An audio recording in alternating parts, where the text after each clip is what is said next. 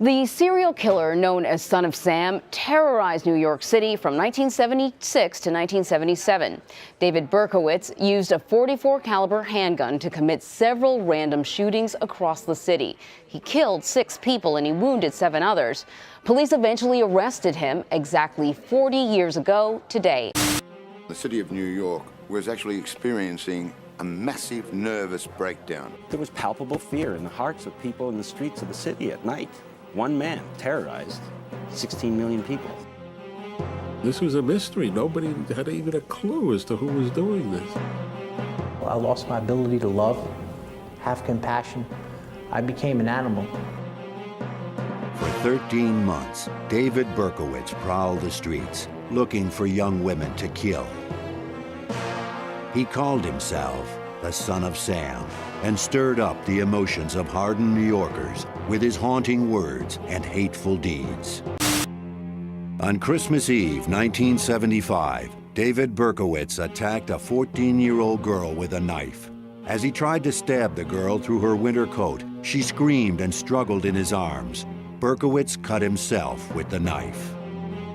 It was so traumatically horrible to him that he vowed that he could never do that again. But then his mind went to work and he tried to figure out a different way to do it. At his next attempt, and all the ones to follow, Berkowitz would use a far more impersonal weapon. I became virtually a killing machine, a machine of destruction. In the summer of 1953, Pearl and Nathan Berkowitz adopted a 3-day-old boy and brought him home to their small apartment in the Bronx. Little David was a blessing because the couple couldn't have children of their own. One of David's earliest memories was his parents telling him that he was adopted and that his real mother had died giving birth to him.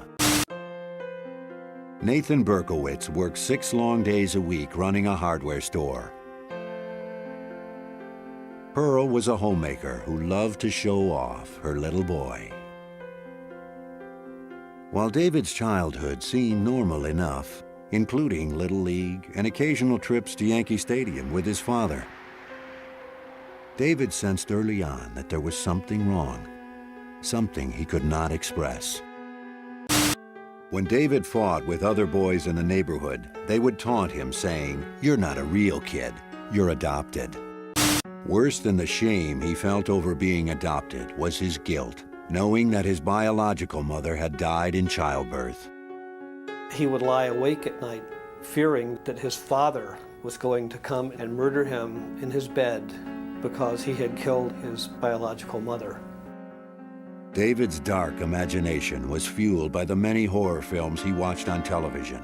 He suffered from terrible nightmares, but was often too frightened even to speak about them.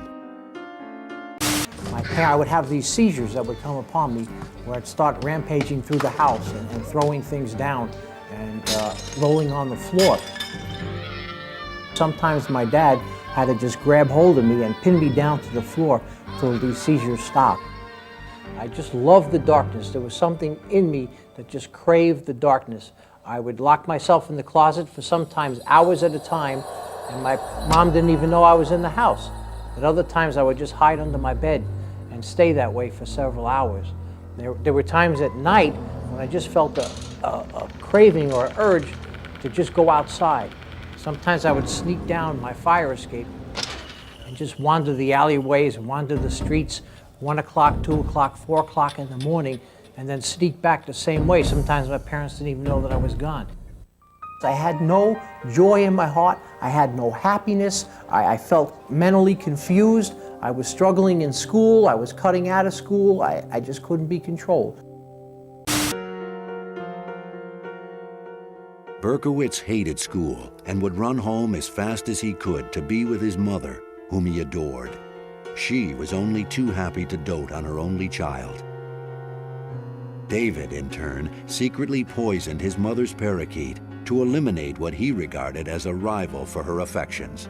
She never suspected her little angel. Despite David's adoration for his mother, he could also be cruel to her. The only person he really felt close to in the whole world wasted away in the cancer ward and then died. David cried for days. I was a lot closer to my mom than I was to my dad. My dad, I mean, he had to work all the time, 6 days a week. It wasn't his fault. And then I had trouble, lots of trouble all through my youth, you know, emotional problems and things, mental problems. And when she died, of course, then I lost everything. The 18-year-old Berkowitz enlisted in the Army.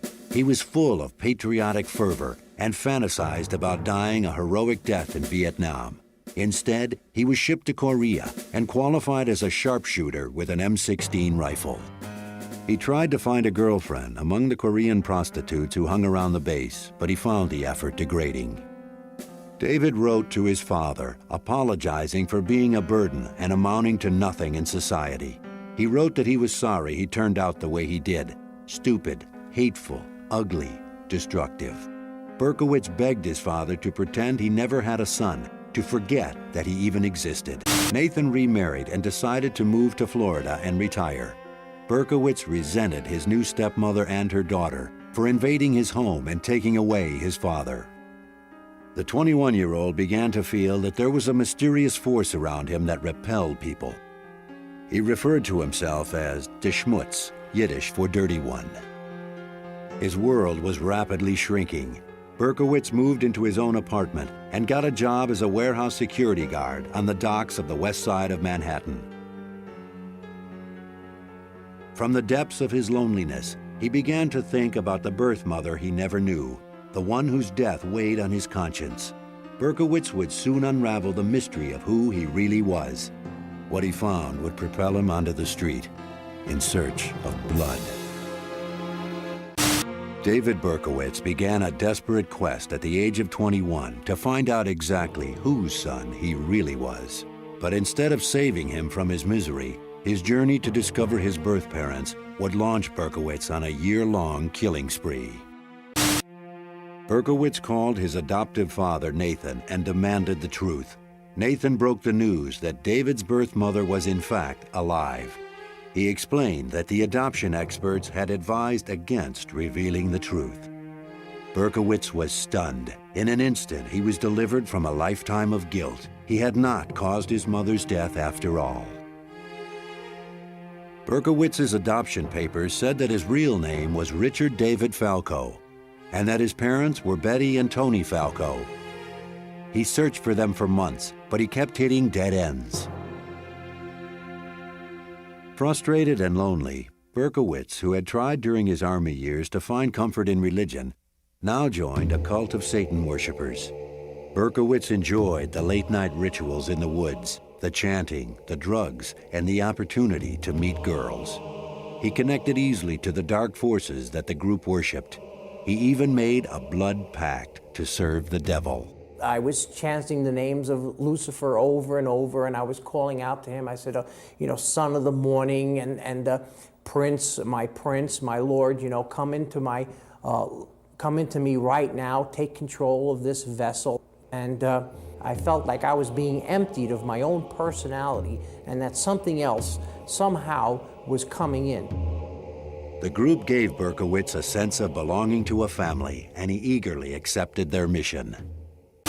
I was lonely, I had no real companionship, and I was invited to a party one day. I went to the party, this was in the Bronx. A couple of guys said, hey, listen, you know, you're looking for a girl or something, you're looking for a good time, we got some friends that meet in a park nearby. So I went over to the park, and we went deep into the woods. This was Pelham Bay Park in the Bronx, and they had like a small fire going, and a lot of people were drinking. They were singing, some people were chanting, and I says, well, what is this, you know? And I began to meet some of the people, and they says, oh, well, you know, we're pagans, we're witches, and we come out here to have a good time. But they were the ones that introduced me to Satanism. We had circles, we had pentagrams that they made right there in the woods, in the high weeds, in the swampy area, and we would just call upon these different powers. They said, call upon these angels. Later on, I found out that these were really demons that we were calling upon. but I would do these rituals and meditate, and you could feel this surge of energy come upon you. Things began to change within me.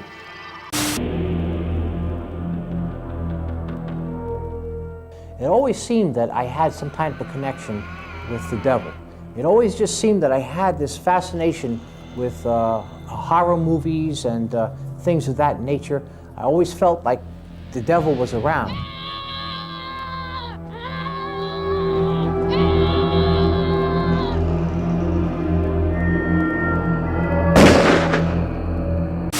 We had worshipped a powerful occultic deity named Samhain. He is one of the high-ranking demons, and he was the one we used to call upon all the time. And it became somehow abbreviated to Sam. I really thought that I was some kind of soldier in a satanic army, and we had determined to bring New York City to its knees, to initiate a reign of terror. And looking back, it was a tragedy. Innocent lives were lost, my life was ruined, other people's lives were ruined, and we brought nothing but hurt and pain. There's a pattern of how Satan works, and he doesn't come out at the beginning and just destroy a life. He will come in little by little. When I got involved with Satanism, I mean, I wish I had known from the beginning how far this thing would have gone. As unbelievable as it sounds, what started as animal sacrifices, people began to talk about making human sacrifices. And I never knew at the beginning that this stuff was going to result in murder. Satan never jumps on a person all at once. He'll chew away at them. In case of David's life, it's exactly the same. He moves in for the kill, and then he pounces and finishes a person off. You can't really rationalize the future, you know, you just kind of figure the devil will get you out of it. The devil will figure out a way. Look, we're serving the devil, we're soldiers, he'll make a way of escape, but that's a lie. I began to realize that the devil was not going to get me out of this thing when I was sentenced to more than 300 consecutive years in prison, which means that theoretically I'll be in here forever. It seemed so innocent at the start, but the devil, he didn't tell you what the end was going to be, that it was going to cost me my very life. And at that time, it was too late. When I grew up, you know, I had no real fear of God, no real respect for God. I didn't know anything about him. And I just did whatever I felt like doing, whatever felt good. But I had no idea that there would really be a consequence for those actions. I mean, I know that if you did something wrong and you got caught, you're going to be punished. But you know, when you do something, you think, yeah, I'm going to get away with this. Nobody's going to catch me. No matter what you're doing, no matter where you've been, no matter what you've done, it's already been seen. It's already been tabulated. It's already been written down. His other mission, to track down his biological parents, was finally accomplished after a year of searching. When he first spoke on the phone with his birth mother, Betty Falco, David's expectations soared. Berkowitz hid his disappointment and told Betty that he loved her and forgave her because he knew she must have had a good reason for giving him up. Betty revealed to David that Tony Falco wasn't his real father. Betty Falco had secrets too. Betty, a daughter of poor Jewish immigrants, had married Tony as a teenager. After they had a daughter named Roslyn, Tony left Betty for another woman. Betty had then begun a long affair with Joseph Kleinman, a well-to-do Jewish businessman who was married with 3 children. In 1953, David was born. Kleinman would not tolerate the embarrassment of an illegitimate child. Betty too felt guilty and ashamed and quickly made arrangements for an adoption. He learns at the moment of his imagined rebirth that he had intruded upon the lives of these 2 people who were simply together having sex. Berkowitz's relief over not having killed his birth mother quickly turned to anger. He later wrote, Here I was, never wanting to be born in the first place, miserable, maladjusted, plagued with death fantasies, only to find out that I was unwanted, an accident after all. This moment of truth lit a fuse in Berkowitz, but he never let his feelings show. For a while, he even maintained a relationship with his half-sister and her 2 daughters, who called him Uncle Richie and would jump into his arms when he arrived for dinner. Berkowitz's visits grew less and less frequent, then stopped altogether. He later wrote, "I was getting a very powerful urge to kill most of my natural family. I fought hard to keep these thoughts from becoming actions, so I just stayed away altogether." The 22-year-old Berkowitz mysteriously told his half-sister that he would never hurt her or her daughters. Instead, on Christmas Eve 1975, Berkowitz attacked a 14-year-old girl in the Bronx with a small knife. The rage David had managed to keep under control for so long was starting to crack through his quiet exterior.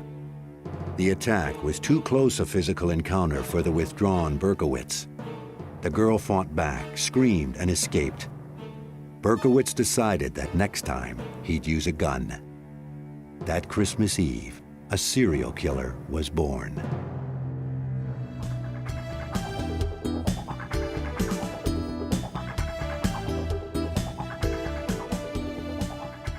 In the bicentennial spring of 1976, Berkowitz was still working as a night watchman, but he complained that he couldn't sleep during the day because of howling dogs belonging to his landlord. He quit his job and moved to an apartment on the Hudson River outside the city, only to find more incessantly barking dogs in his new neighborhood. From 1976 to 1977, Berkowitz drove a taxi, worked in the post office, and tried to live with his paranoid feelings. He would often drive to the beach and sleep in his car for a few hours of peace. At the beach, David took long walks trying to sort out his scrambled mind. One day, he made a decision. As he later explained in a letter, "I was determined that I must slay a woman for revenge purposes. For all the suffering, mental suffering, they caused me." The 23-year-old Berkowitz paid a brief visit to his adoptive father in Florida. Nathan witnessed his son staring in the mirror, pounding his head with his hands. He tried to get David psychiatric help, but the young man refused, saying no one could help him, that it was too late. When Berkowitz left Florida, his vengeful fantasies grew more concrete. He drove to Houston to visit an old Army buddy who innocently helped Berkowitz buy a .44 caliber Bulldog revolver to protect himself, Berkowitz said, on the long trip back to New York. Out of the darkness of his rage, the weapon was his final solution. In his tormented mind, the barking of the dogs became unbearable. With his anger and sexual frustrations mounting, it was just a matter of time before Berkowitz would express himself with his gun. Before I came to know the Lord, my flesh was just going crazy and had no control over anything. It didn't even try to control me. You know, back then, I committed some very serious crimes. Six murders, injured a lot of people.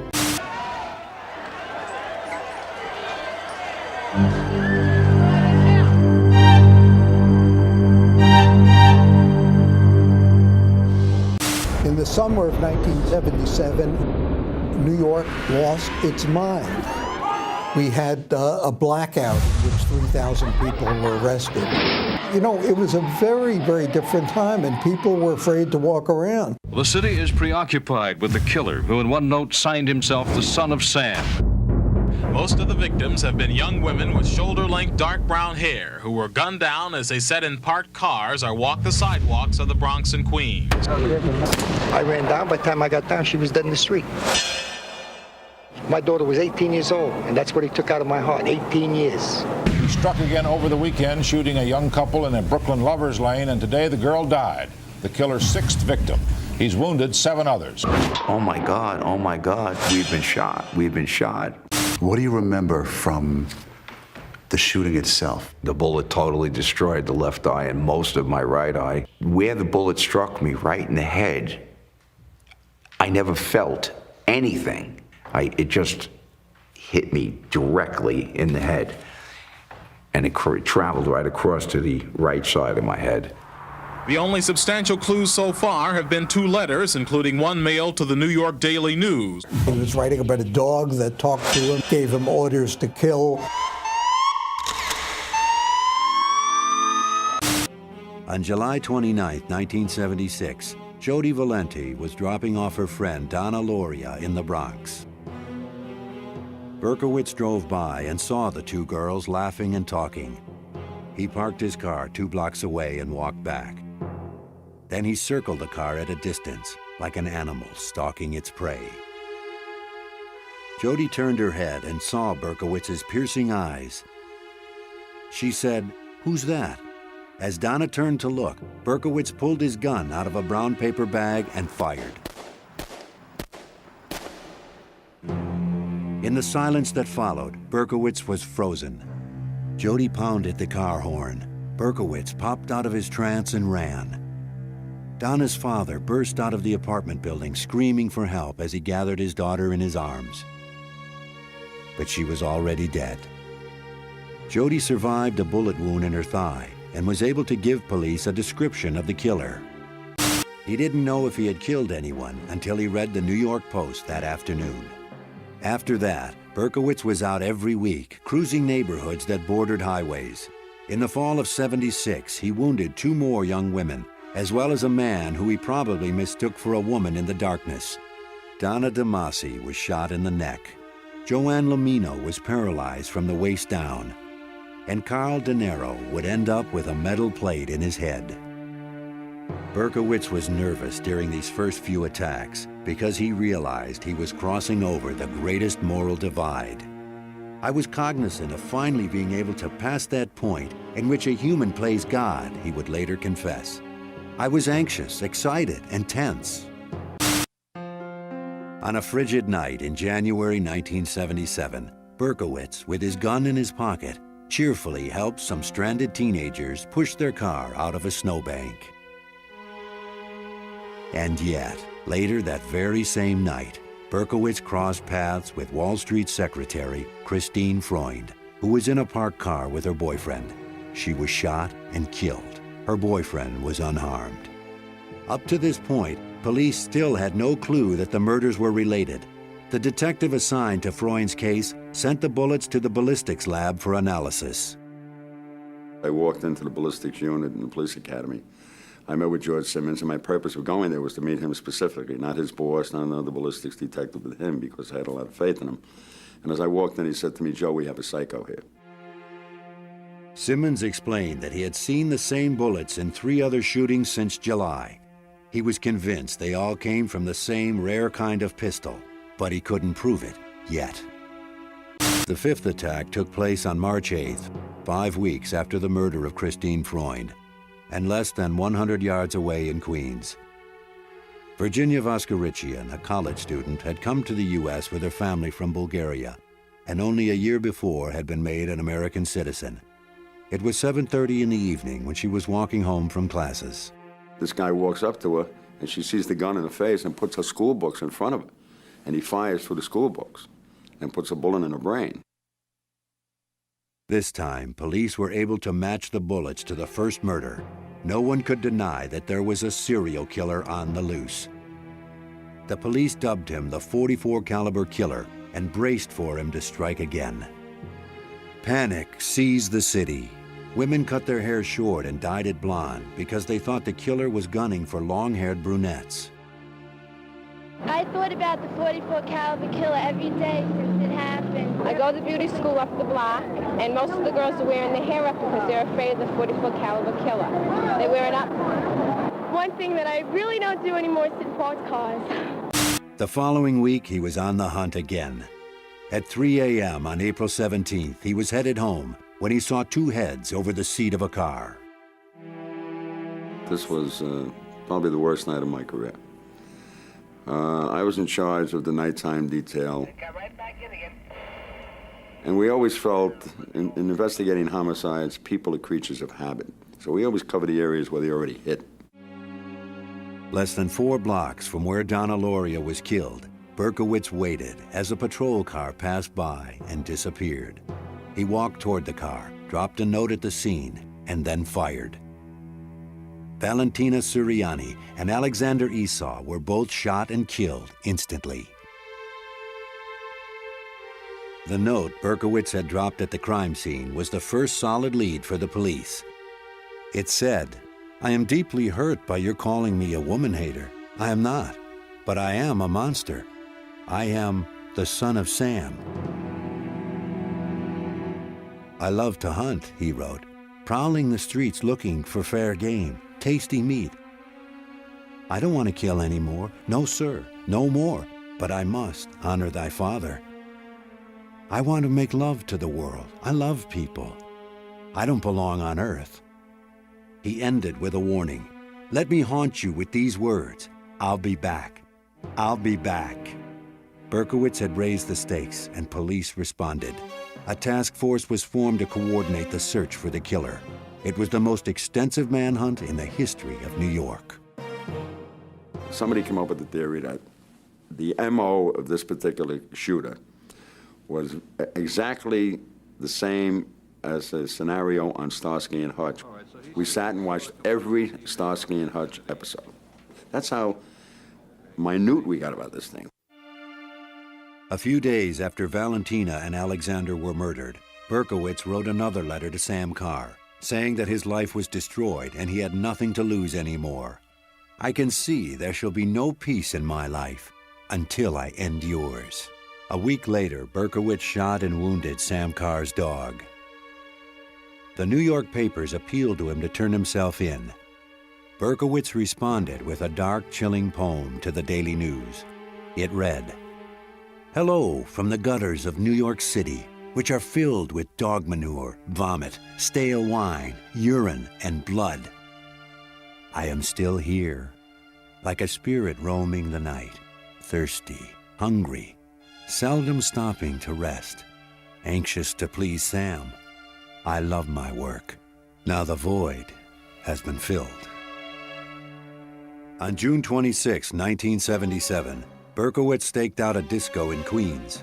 Sal Lupo and Judy Placido were wounded but survived. Because he was faceless, because he was coming out of the shadows, because he would strike from behind, everybody figured anywhere they were, this guy could be over the hedge or around the corner, waiting to get you. There was palpable fear in the hearts of people in the streets of the city at night. One man terrorized 16 million people. As the first anniversary of the killing spree approached, the city still cowered in fear, wondering who the son of Sam really was and what he had in store for them next. By July 1977, as the first anniversary of Donna Lauria's murder approached, one paper boldly proclaimed, "Death Day." Another asked, "Tell us, Sam, what have you planned for us tonight?" The streets were eerily quiet on the night of July 29th, and it passed without incident. 2 days later, on July 31st, Stacy Moskowitz and Robert Violante went out on a date in Brooklyn. Before Stacy left, she and her sister joked that the odds of crossing paths with the son of Sam were 1,000,000 to 1. That night, Berkowitz was hiding in the park as Stacy and Robert parked their car. He watched them as they played on the swings. Back in their car, they were kissing passionately. Berkowitz fired 4 bullets into the passenger side window. He stood there mesmerized and then ran. Robert Violante lost one eye and was partially blinded in the other. Stacy Moskowitz lived for 39 hours and then died. The entire city felt they'd lost a child. And the atmosphere the next day of the city changed from this terror to an anger and sympathy. You know, we're gonna get you, you son of a bitch. Whatever happens, we're gonna get you. By now, Son of Sam was so notorious that Stacy's murder made headlines all over the world. What he was doing was manipulating, dominating, and controlling society. And now this insignificant nobody, someone who feels like he's one grain of sand on a beach with billions and billions of grains of sand, he is important, and he finally has arrived. It was only then that the son of Sam gave police the clue that would lead to his arrest. The night he killed Stacy Moskowitz, Berkowitz watched the police write him a ticket for parking his Ford next to a fire hydrant. A week later, he dutifully paid the ticket by mail. The police traced the license plate cited on the ticket to the name David Berkowitz. They quickly discovered that he had been sending harassing letters to a number of people, and that a man named Sam Carr claimed Berkowitz had shot his dog. Out of a pile of hundreds of tips and complaints from the public, Berkowitz's name appeared 3 times. On August 10, 1977, a large team of detectives staked out Berkowitz's apartment. The end was anticlimactic. Berkowitz walked out of the apartment building with a brown paper bag and got into his car. A detective approached the car and told him to freeze. Berkowitz turned around and said, "Well, you finally got me." The officer asked, "Who do I have?" Berkowitz said matter-of-factly, "The son of Sam." On the seat next to him in a brown paper bag is the .44 caliber gun that did all the shootings.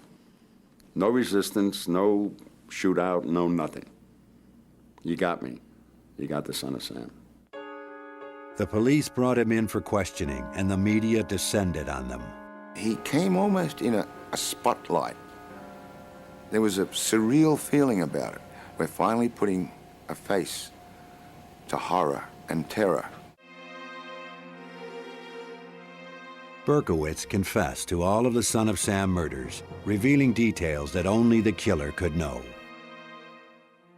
He enjoyed talking about it. He enjoyed being able to give us what we and he only knew.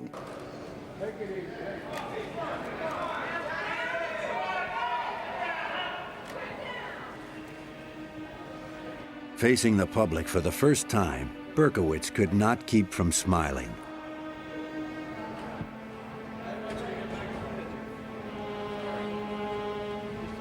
Berkowitz showed no obvious sign of his dark, vengeful interior. He was cooperative and polite. When detectives asked him why he had paid his parking ticket, he responded, "Because I am a law-abiding citizen." 6 innocent young people dead, many others seriously wounded. With his capture, the mysterious identity of the son of Sam was made known to the nation. His name, David Berkowitz. Time magazine said that few killers have seemed as psychotic as David Berkowitz. One key investigator on the case called him loony, wacko, gone. But the courts ruled that he was sane. And after pleading guilty, without a trial, David Berkowitz was condemned to 6 consecutive life sentences with no chance of parole. At a news conference, Nathan Berkowitz, now 68 years old, expressed his grief for the families of the victims. Did you have any possible thought it might be David? No, I did not. Upon learning that it is allegedly he, what was your immediate reaction, and how did you get the news? I cried. I think that's enough, gentlemen, with respect to any further. Berkowitz said he had been ordered to kill by demons originating from his neighbor Sam Carr, who he claimed was the devil in human form. For 8 months, Berkowitz was held in a bare-tiled room in the prison ward of the Kings County Hospital. A hearing was scheduled to determine if he was mentally fit to proceed to trial. During the first few weeks of his incarceration, guards reported that the son of Sam ate like a horse and slept like a baby. He rarely got upset and seemed to be indifferent to his plight. In tape-recorded interviews with psychiatrists, the son of Sam tried to explain himself. And I had nothing against these victims. So were these people to me. They were just people. I didn't hate them. I wasn't angry against them. So why did they do it? Well, Sam did it through me. He used me. He made me go out there and do it. I did it for him, for blood. Right outside Berkowitz's window at the Kings County Hospital, a death rally was staged. Many New Yorkers were filled with bitter hatred for Berkowitz, but none more so than the parents of the 6 murdered and 7 wounded young adults. After I saw what had happened to my boy's left eye, I had wished that his eyes could be taken out of his head for Robert's sake. And I hope he lives a long time with this in his heart. And I hope he never has a minute's peace. Never. Never. Just once I want to get my hands around his throat. He took something from me. So wouldn't you feel the same way? You'd want to get revenge, wouldn't you? And if anybody tells me no, I tell them they're sick. Mike Loria and millions of other New Yorkers, and I have to say myself too, said, you know, yeah, he's got problems, mental problems, but he deserves to die. He deserves to die for what he did.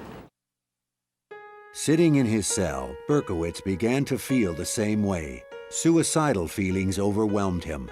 In a letter, he wrote that he was a cursed person beyond hope. The court ruled that Berkowitz was fit to stand trial. Ignoring his lawyer's advice, Berkowitz decided to plead guilty and be punished for his crimes. He asked to be put away forever so he would not kill again. Berkowitz wrote to his father begging him to accept his decision to plead guilty. Once again, he told his father, "I failed you, but it's over now. Please, let me have a little peace." In May 1978, the son of Sam pleaded guilty to 6 murders. A few weeks later, on the day of his sentencing, David threw a tantrum and broke the restraints on his straitjacket. The officers subdued Berkowitz and brought him into the courtroom. They bring him into court, and he's subdued, but he looks around, he spots Nasa Moskowitz, and he starts yelling at her, "Stacy was a whore! Stacy was a whore!" Before they could drag him out, Berkowitz screamed, "That's right, I'd kill her again. I'd kill them all again." Nasa Moskowitz was standing up screaming at him, "You son of a bitch! You killed my daughter! You're gonna get killed yourself!" It was an astounding moment. Berkowitz was dragged from the courtroom biting and kicking. The sentencing was postponed. On June 13th, a greatly subdued Berkowitz stood before the court. The judge said, "It is this court's fervent wish that the defendant be imprisoned until the day of his death." The judge added that Berkowitz was an animal, and he wished he could have given him the death penalty. He was sentenced to 6 25-year-to-life consecutive terms and began his incarceration at the notorious Attica prison in upstate New York. The following year, in February 1979, Berkowitz announced that he had made up the story about the demons. At a press conference from Attica, he said he never heard voices, he was not insane, and he wanted nothing except to be left alone and to spend the rest of his life in prison. Later that same year, Berkowitz was almost killed by another inmate. Fearing retribution, Berkowitz refused to name his attacker. Following the attempt on his life, Berkowitz seemed to become more introspective about his crimes. He wrote in a letter that he did hate women, especially women who dance, he wrote, "I hate their sensuality." Berkowitz told a fellow inmate that he attacked women kissing in cars in order to prevent other illegitimate children from being born to suffer the way he did. Berkowitz settled into Attica and seemed to find some peace. For the next 14 years, he kept his silence with the public. Then, in 1993, Berkowitz came forward and revealed a new twist to the Son of Sam story that would capture the public's imagination once again. Prison is really a place of suffering. It's a place of hopelessness. It's a place of loneliness. You will see a lot of people who will not walk with a smile on their face. You will never see them smile.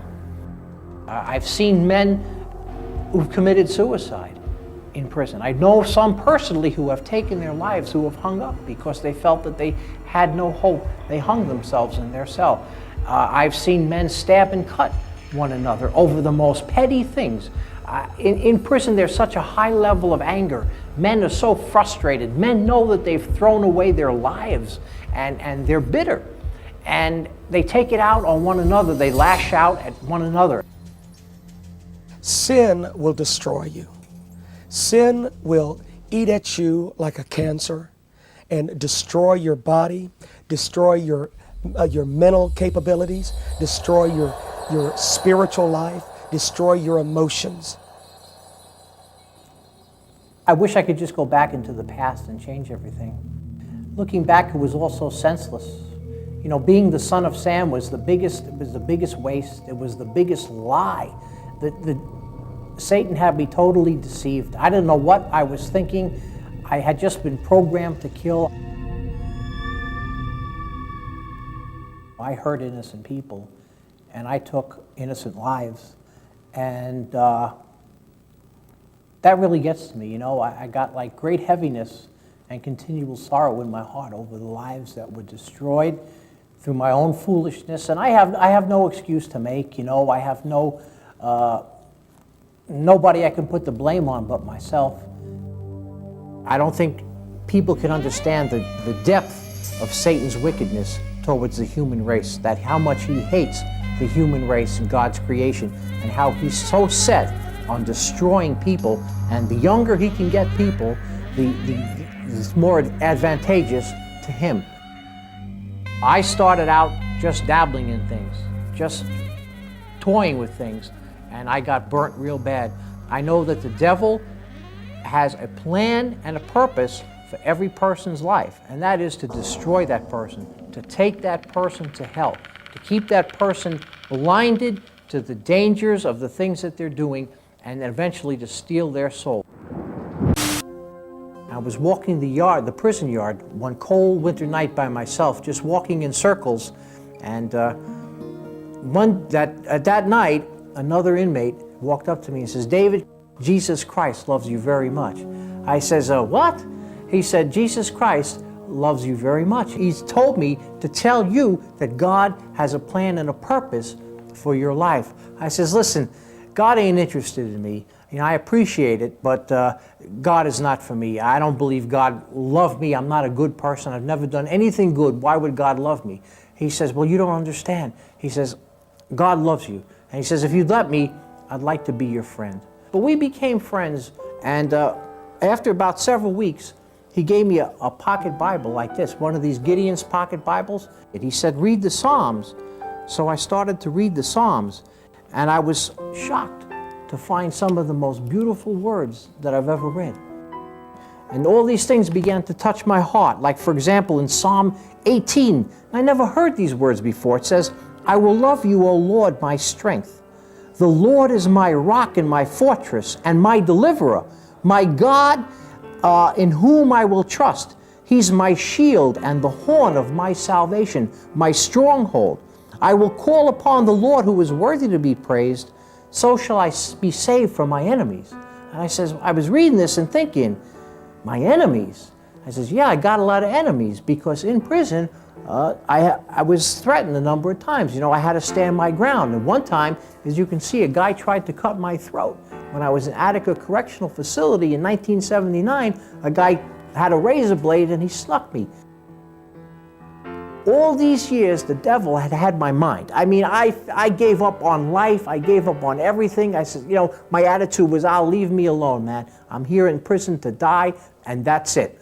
Well, I began to read these things for the first time in my life. And it says here in Psalm 18, verse 6, for example, "In my distress, I called on the Lord, and I cried out to my God, and he heard my voice from his temple, and my cry came before him, even to his ears." And I says, wow, you know, God hears. One night, I was in my cell, and it was near midnight, and I was reading the Bible. I don't even remember what passage it was, what psalm, but suddenly I just felt this overwhelming urge to just open up.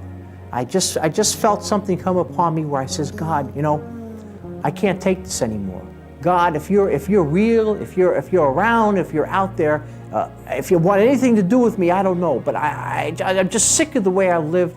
I'm sick of the way I lived my life. I'm sick of all the torment that I went through. I'm sick of all the hatred. I'm sick of having to live with knowing that I hurt innocent people, knowing that I destroyed lives. I'm sick of the devil. I'm sick of being lied to. I don't give a darn anymore. If you're interested in me, if you could hear me, you know, let me just start pouring my heart out to you." In the quietness I just started crying and crying, and all this stuff was just coming at me. I said, God, I'm so sorry for living like an animal. I'm so sorry for all these things, Lord God. I don't even understand what happened. Lord, it seems like I never had a moment peace, God. I never had a moment of peace or happiness in my life, not real happiness. And I just began to cry. Maurice Dubois. It's an honor to meet you, sir. Glad to meet you. Thank you for talking with us. Sure, okay. It's a big step, you know. I have my misgivings and nervousness and all those other things. But, understood. Is this a special place for you? Yeah, it is. Yeah, it's a place of refuge. I've been locked up since the time of my arrest, just under 40 years. You just turned 64. Yeah, I just turned 64, yeah. What would you tell 23-year-old David Berkowitz today? Turn around before it's too late, because destruction is coming, you know. And as far as I'm concerned, that was not me. That was not me. That name, I hate that name. I despise that name. Which name? That moniker, Son of Sam. That was a demon. The devil blinds us to the consequences of sin, and as we move along, it gets harder and harder to come to God as time goes on. If you think that you say to yourself, well, I'll just wait for another day, or hey man, I want to have my fun first, or I want to party down and this or that, the devil has a trick for you. I've heard every excuse in the world for a person not giving their life to Christ. A classic with young people is, I've got plenty of time. Well, that's a lie from the devil. He'll say that you have plenty of time. And he'll say, you know, the way of Christ is right, but give it some time. Give it some time. And sure enough, we give it too much time, and we end up in the grave before we make that decision. God is in the ghetto. He's in the suburbs. He's everywhere calling people to himself. And every person needs to know that they have to make a decision. This is a serious matter. It's a matter of life and death. Many of you that are hearing this message, you're not going to listen to what I say. And maybe perhaps in a short time, you're going to leave this world. Maybe some of you are going to die violently on the streets. Maybe some of you are going to overdose on drugs or die in some car wreck as a result of alcohol abuse. At one time, these hands were being used by the devil to destroy. But I thank God today for his great mercy that these hands are being used to touch lives. Sometimes I just get so happy and so thankful of what Jesus Christ has done in my life. Here I am, a murderer, a man locked behind prison walls now for 19 years. And yet God has shown me that he was willing to forgive me and give me a whole new life. Today, God is using me here in the prison to minister to other men, to give them a message of hope, to give them a message of encouragement, to let them know that Jesus Christ wants to help them, that Jesus Christ can set them free from sin's power, that Jesus Christ can give them a life, that Jesus Christ can rebuild their broken lives, and he will put the pieces back together. If God will save someone like me, a murderer, and make me into a minister today, he'll do that for anybody. He can say nobody is beyond the hope of God's reach, outstretched hands. Nobody is beyond the hope of God's love. At one time, I was called the Son of Sam. Today, God has said, you are now the Son of Hope. That's my new name, Son of Hope, because I tell everyone that there is hope in God. A lot of this was the suffering I brought on myself through my own sinful actions, but God is good. But God is good, and He's brought me a long ways. I think, in all seriousness and soberness, when I shudder to think what my life would have been if I never came to Christ. I honestly believe that I would not be alive today. I probably would have taken my life, because in my times of depression and darkness, there was really no reason to get up in the morning, no reason to go through the day. It was a lot of pain, a lot of mental and emotional anguish and guilt and torment and all these things that I was carrying. And when I came to the Lord, the Lord began to change all those things. Yeah, okay, that sounds easy. That sounds like just words. People could say, yeah, sure, right.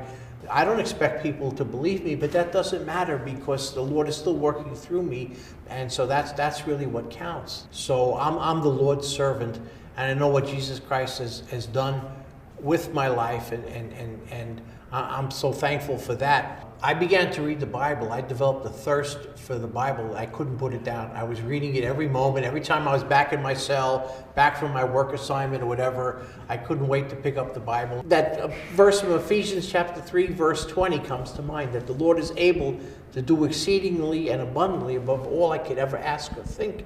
I'm not worthy of these things. I don't deserve this. You know, I don't deserve all these wonderful, wonderful blessings of just knowing that God is using my life for His glory and honor, and to think that at one time in my foolishness and in my, wickedness, that I allowed Satan to use me for his purposes. God has allowed me to experience in my own life freedom in many ways. The Lord set me free from a guilty conscience. He set me free from my self-destructive and self-sabotaging behaviors which caused chaos for me all my life. He set me free from the power of depression, which I was something I was afflicted with all my life. He set me free from the power of Satan, because Satan had a hold on me probably since I was a kid. And I have freedom to share my faith with other people. And I'm also free from that power of sin that had me bound for so long. Even though I've been behind prison walls for more than 3 decades, I no longer see the prison bars. My eyes focus beyond that. I see Jesus, the author and finisher of my faith. My freedom is found in one word: Jesus. He reached down to me and He picked me up. And I think of His sovereign love, and I say, Lord, why? Why me? Why me? I don't deserve this. And there's no answer except, David, I just love you, Just accept it. I love you. You're my child. I've cleaned you up. I've forgiven you. Just be at peace. I truly, truly, truly believe, without any doubt whatsoever, if it wasn't for Jesus Christ, I would be in hell right now. I would be lost forever in a sea of torment.